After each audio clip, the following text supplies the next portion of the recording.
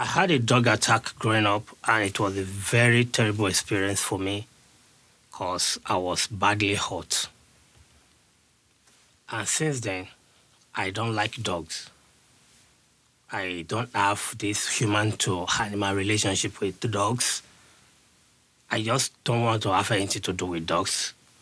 Due to that experience, it developed a phobia that when I see any dogs, I don't care if the dog is friendly or not. I don't want it near me due to my experience. To some people, they may say probably that I have hate for dogs, but I believe my fear is genuine due to my past experience and how this dog almost messed me up. It was a very bad experience. But to some people who had never had experience being attacked by a dog may not understand my phobia for dog. What is phobia? Let's look into that. Hey Siri, what is the meaning of phobia? Phobia means extreme or irrational fear or dislike of a specified thing or group. Do you want to hear the remaining one? Thank you. That's good. You're welcome. So according to Siri, phobia is an intense and irrational fear of specific objects or a situation that poses little or no real danger. So that is phobia, according to Siri. Now, growing up, I have a couple of friends that were very close friends as I was growing up as a teenager.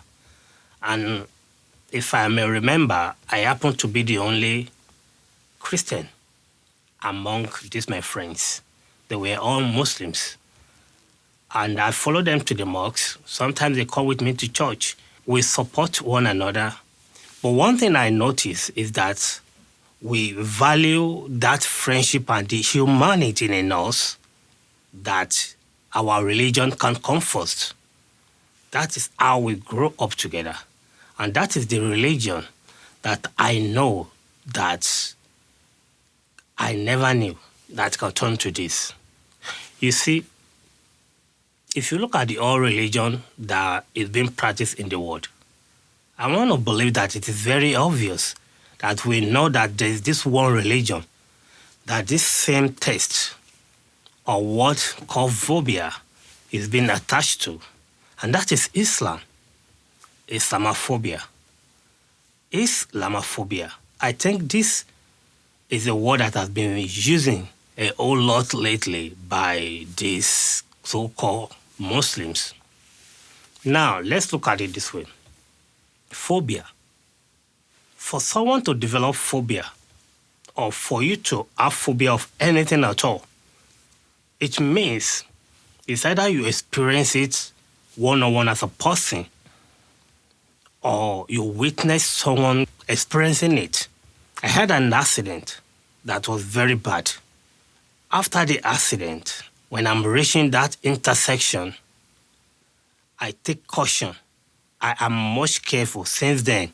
Anytime I'm driving, getting into intersection, even though I have the right of way, I still exercise caution due to the fact that I have experienced someone who is supposed to stop at the intersection, me thinking that I have the right of way. The normal thing that should have happened getting to the intersection is that you allow the vehicle that has the right of way to go. But in this case, it's different. This guy actually disobeyed the traffic law and, just proceed. On my own part, I have the right of way, so I was just going, believing that it's going to stop. And that accident happened. Since then, I still slow down anytime I get to an intersection. I slow down even though I have a green light. Just because of the past incident that happened.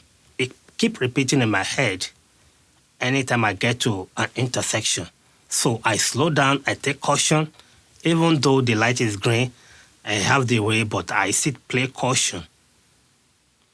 What I'm trying to say here is that I have experienced that accident, Because of that, it creates some awareness in me that there's some drivers that do not obey traffic rules.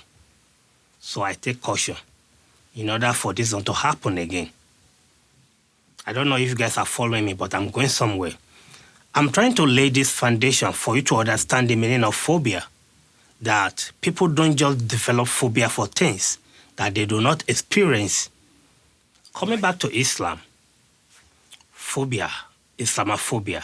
Why do people attach phobia to Islam? Why do people attach phobia to this particular religion? Even when we have different type of religions, the only religion that this phobia is attached to is Islam. Now, to my Muslim brothers and sisters, do you not have this awareness of the reason why the phobia is being attached to your religion? Except we're trying to deceive ourselves, we all know the reason why phobia is being attached to Islam. If you witness where extremists have been unalive, innocent people for doing nothing, under this same religion that is being preached to be peaceful, it doesn't really matter if you're a Christian or Muslim. If you are not Muslim enough, they will be unalive. Now, Islamophobia. Do you think that those people that have experienced a brutal killing of their family one-on-one, or those who are able to escape from the captivity of extremists? I saw a video where we have some people that have been captured by these extremists. Their hands are tied to their back. They lay every one of them on the floor. You know what they did? How they unalived these people? They were smashing their head open with MPG launcher. I saw that video. I couldn't be myself for the whole day. I was down in spirit. I was devastated. Seeing a video where some group of people under the name of Islam brutally unalive people in a very unhumane way by smashing their head with MPG launcher and their skull split open.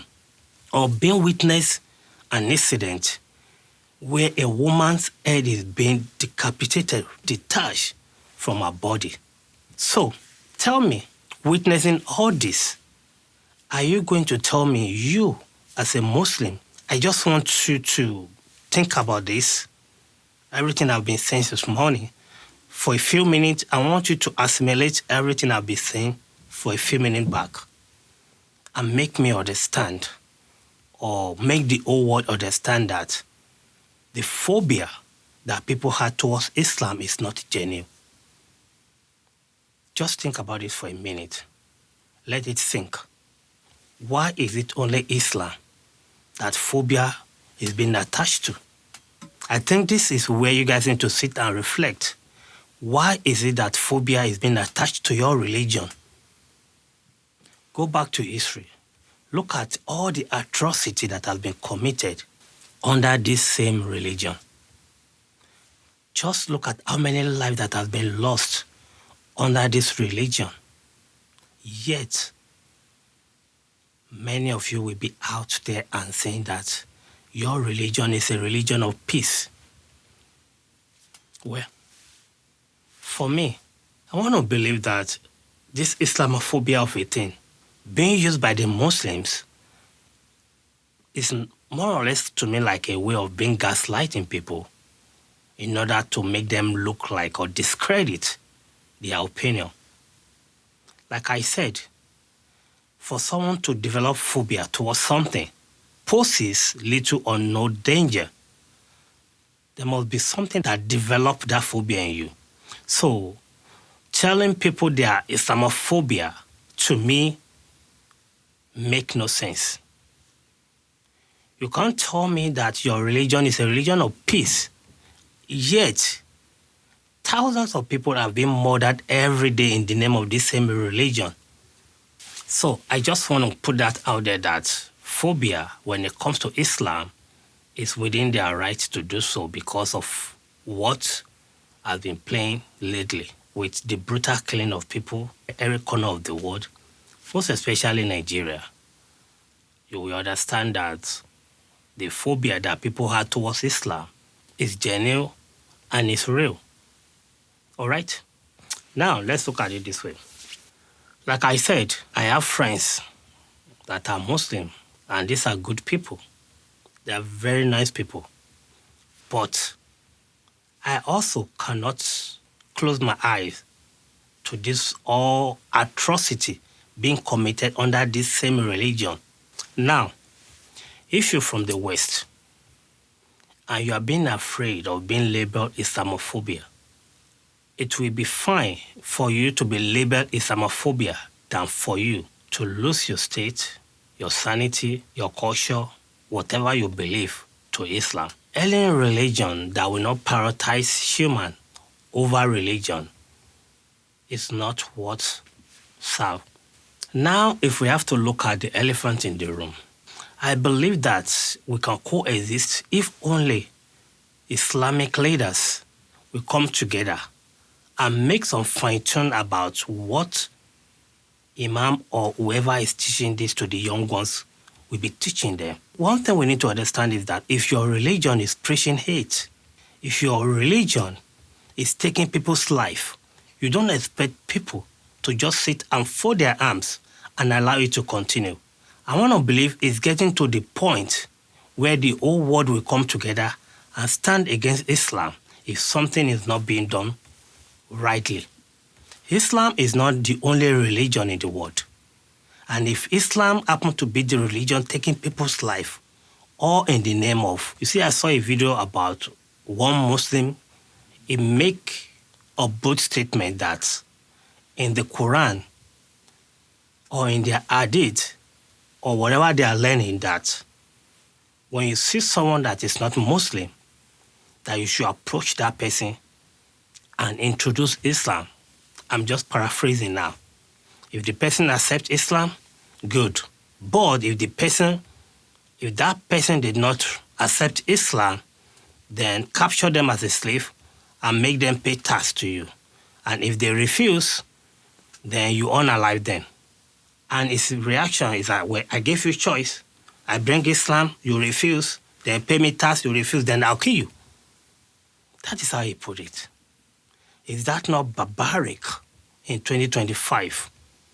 Is that not a barbaric behavior in 2025? Now, let's flip it. If I bring Christianity to you, you refuse, then I unalive you. Does that make sense to you? One thing Muslims don't understand is that there's no monopoly of violence. If you think you are violent, there are thousands and millions of people out there that are more violent than you.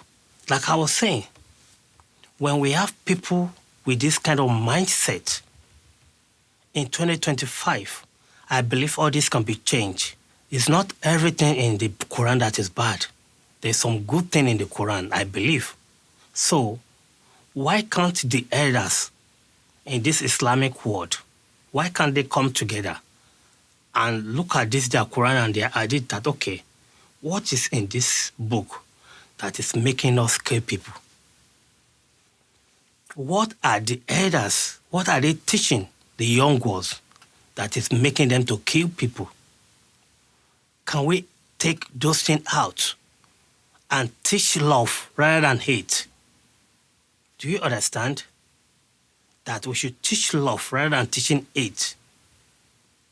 What is in this book that is teaching us to kill people? Why can't we teach what will make us love one another? But you will be surprised that none of these elders will come out to even speak against this killing, because most of them are sponsoring it.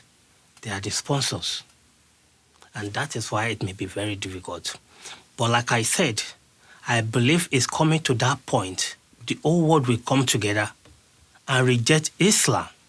It will come to a point where no Western country will allow Muslim in their country, because it is very hard for you to be able to determine who is a good Muslim or is a bad Muslim. Because at this point that we are now, it's going to be very difficult to even sanitize or filter out those who are good or bad Muslim. Because for what I understand, it is believed that for a Muslim to achieve their goal or the higher goal, they can pretend to be good in order to gain people's trust, infiltrate, and took over. So it's going to be very hard to be able to filter the good out of the bad. If they can't do that on their own, how do other people do it for them? Because for what I understand, if you are not Muslim enough, you can be unalived by the same Muslim. So this is my wake-up call. You see, if the Western country do not stand against what is coming, it may be too late before they realize it. Like I said, when it comes to Islam, they can be very nice in disguise in order to achieve their aim.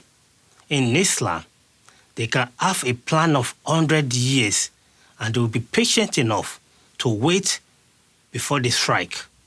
And I don't know if this is going to change anything, but I just feel like we can prioritize human life over religion. I will leave you with this. If you're a Muslim or if you're a Christian, you see, from the history past, we will understand that there's always evil everywhere. But one thing that is sure is that good always prevails over evil. That is a sure guarantee. Good always prevails over evil. Now, before I go, this is my message to you if you're a Christian in Nigeria, or probably if you're a moderate Muslim. It is now obvious that the government of Nigeria cannot protect life and property anymore. I mean, unless you are lying to yourself, it is very obvious that the government can't protect life and property. And that being said, I also understand as a Christian, it is our belief that our weapon of warfare is not carnal.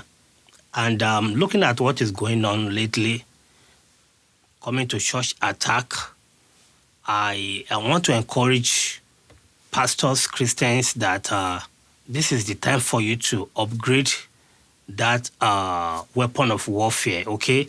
This is time to upgrade.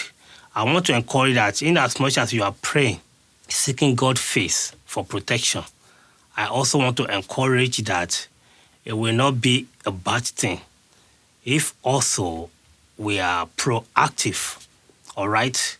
That we don't wait until we get attacked. We need to be proactive. We need to try as much as possible to look for any means necessary to protect our life, our property. Since government failed to do that, now it is each individual responsibility to protect their life and their property. And they can do so any means that is necessary to protect your life and your property. Like churches should probably, maybe at this time around, if church can afford getting security that are weapon licensed to help secure their premises during, worship or during service. If you could get the police and pay them whatever you can do to protect your life. And if that can't be, look for other means to protect your life. As we pray to God to protect us, so also we should look for a means. I realize the only power that this bloodsucker had over you guys is because they carry gun. That is the only power they had over you. If you take the gun away, I believe none of them will be able to stand. If you are a native English speaker, you may not understand what I'm about to say because this is in Yoruba. Do you remember the musician that played during Alaafin Oyo's coronation? Remember that song that says that we're laughing, we're. I think this is the time church need to use that phrase in order to secure their own life. Weary, laughing, weary. I think it has get to that point to borrow that phrase, "Were laughing wo were," because you are better die fighting than to die as a coward. It would be better that you die fighting for your life, fighting as much as you can, than to be taken a captive.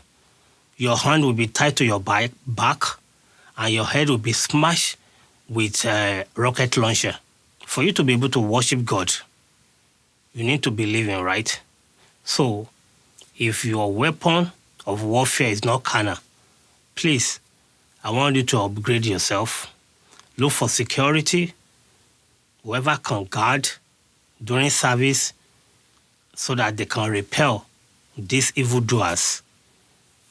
I will encourage that you do that. Let all pastors go to their nearest police station and request for, police security during service. And if that can be possible, you guys can seek private security. Maybe Amatekun or whoever you guys can seek out to protect you guys during service. Or else, these people will keep coming back and take lives. Like I said, borrow that phrase, "Were laughing wo were." I'm very sorry if you get offended being a Muslim, but the truth has to be said. It's just becoming too many, and we can't keep quiet anymore. I hope that we can put humanity first and let our religions come second. I leave you in peace. That's going to be my time on this one. I'll see you on the next one. Bye-bye.